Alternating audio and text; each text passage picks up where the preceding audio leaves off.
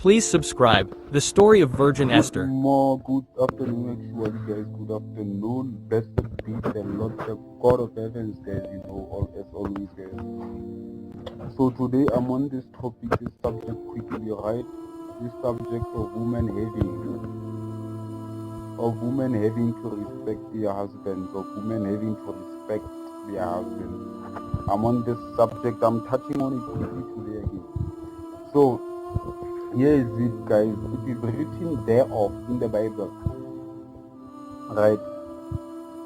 When you get to the story of Eve and Adam, obviously, right? But that's not the story for today.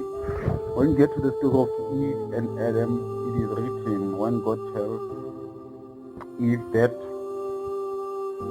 the wife, she as a wife will long for a husband, right? And her husband will rule over her.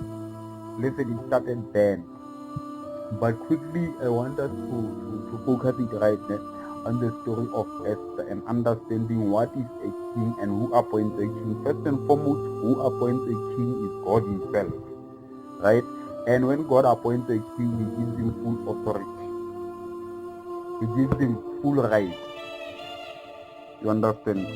Even if God expects men to get visions, kings to get visions, virgins actually as a woman of marriage, right? There's this one part that women should understand. They are not the blessing. The king is the blessing from God. It's like us saying we are a blessing to Christ when we are the bride. No, Jesus is a blessing to us. Just as it was with Esther. And now I'm thinking about that king who married Esther. Just that I don't want to, because of I forgot the name of the king, but it's fine.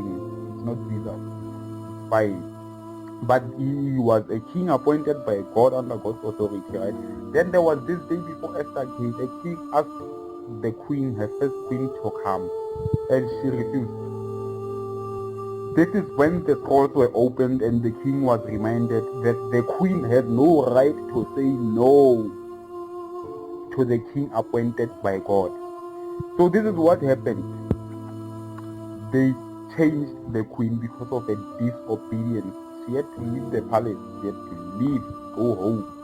And then the king had to marry Esther now. The king now got obedience and got everything.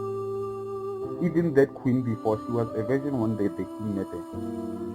She was a virgin. But disobedience matters most and large at men. So respect your husband, for it is written, you long for husband and they will